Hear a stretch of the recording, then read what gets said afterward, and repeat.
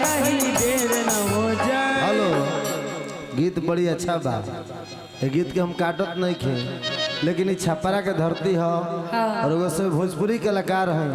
अब भोजपुरी कलाकार में ये कमी बा हमारा समझ से, हिंदी के प्रशंसा करे लगते हैं वो सब। ना ना ऐसा बात सुनी, शुरू से लेके अभी तक भोजपुरी होत रहल, इहो भोजपुरी भइले में एक लाइन हो भोजपुरी ना हो के हिंदी ना सुनले ही बताई। ये भोजपुरी ना हो, ई भोजपुरी ना हिंदी लेकिन हिंदी के ना सुनले ही बताई। हिंदी सुनी बात एक मिनट, हिंदी के गायक हमन के गाना गावे ले, ए नेहा जी, हिंदी के गायक हमन के भोजपुरी गाना उठा के गावे ले, तो उनकर गाना हम काहे गाए? नहीं ऐसा प्रचार करो ना। भोजपुरी में सुन लीजिए, भोजपुरी में हिंदी का ही कॉपी होता है, जितना भी लोग गा रहे हैं हिंदी का ही कॉपी करके। ये गलत आप कह रहे हैं, आप नहीं जानते हैं। 100 गो में 99 को गाना देखिएगा कि लोग कॉपी करता है हिंदी की। आप जैसे कलाकार हिंदी के गाना के कॉपी कर सकते हैं। भोजपुरी में गायत्री ठाकुर कॉपी कैले बड़े हिंदी के, भिखारी ठाकुर कॉपी कैले बड़े हिंदी के।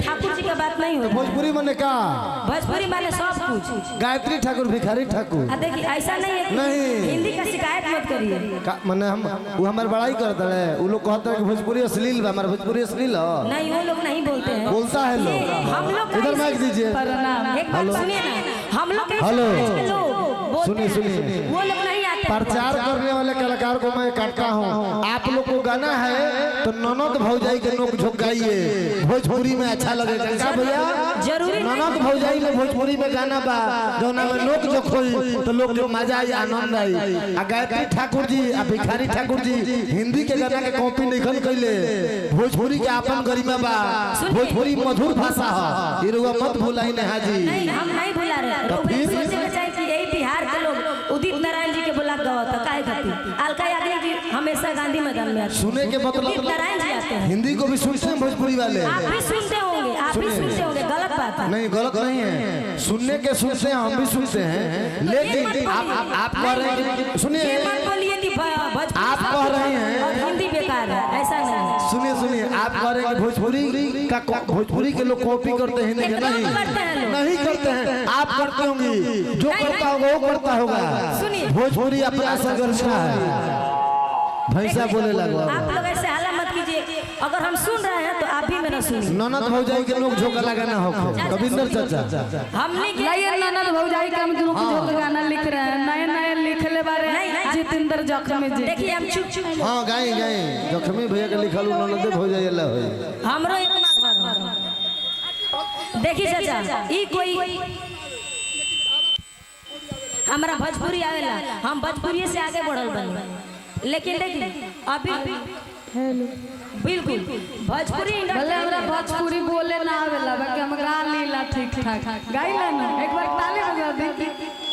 हां कहावत कहल गइल बनू कि लिखियो पढ़ियो कोनो भाषा में, रहियो चाहे मंसूरी में, लेकिन बात करियो भोजपुरी में। जितना भी भोजपुरी के मत भूला। भोजपुरी फिल्म आवता सब में हिंदी का कॉपी रहता, उठा के वो देखिए सब में कॉपी रहता हिंदी के। लोग का कही और कोई स्टेज पर गावे खातिर होता नु, वो पहले हिंदी से शुरुआत करता, ओकर बाद भोजपुरी ओकरा के कन्वर्ट करता।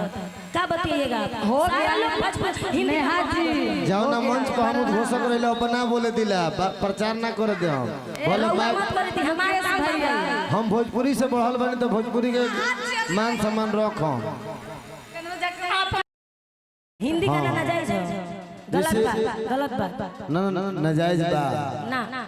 मालू के बियाह में खुरपी के गीत गेम तो नाजायज बा, हम खुरपी के गीत गा रहे हैं। ई भोजपुरी के मंच नहीं अलका के नहीं लिखे जाए, नहीं हिंदी गावे लगो। हम हिंदी गाएंगे, हमारा मन करता, हमको आता है हिंदी गाना, हम गाते हैं। चैन पहनता नहीं भोजपुरी के, कपड़ा पहनता नहीं भोजपुरी के, आप प्रचार करो हिंदी के।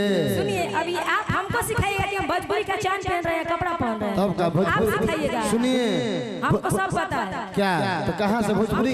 हम भोजपुरी से ही खा रहे हैं, पी रहे हैं, जी रहे हैं ना। आप हिंदी को खराब मत बोलिए। हम खराब नहीं कह रहे हैं, इसलिए कि मैं हिंदी सुनती हूँ और गाती भी हूँ। तो हिंदी गाए ना, काहे के भोजपुरी लोग करी ले रहुआ? अंकल जी अच्छा लागल हनु हिंदी, काहे के कैसेट गाए हिंदी में, मत गाए भोजपुरी में, काहे के गाओ तो नहीं। अभी देखिए 2-4 दिन कय गो गाना हिंदी हिट बराबर, कय गो गाना हिंदी हिट बराबर, हिंदी गाना कय गो गइल बनी एल्बम में गाना गाई त अपन हिंदी के।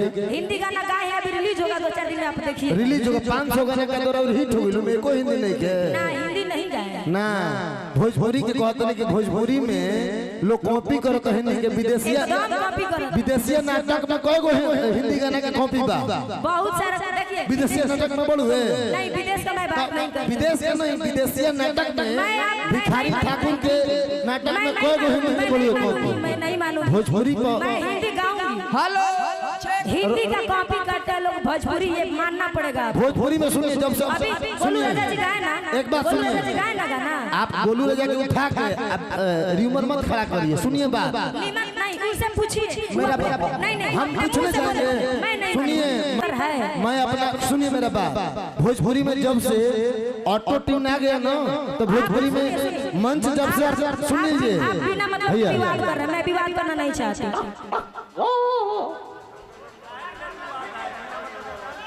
हाँ हाँ हाँ बोलिए अब गोलू जी गाएंगे तो भोजपुरी ही गाएंगे हाँ हाँ भोजपुरी ही गाएंगे लोग बिल्कुल मैं सही बात है विकास जी रिलिक्स निकालिए मैं सहरा बांध के आऊंगा रिलिक्स निकालिए मैं अभी गाऊंगा भोजपुरी ही गाएंगे गोलू राजा ही गाएंगे लीजिए गोलू जी आपके गीतों का फरमाइश है तो उस गीतों को पेश करेंगे ठीक है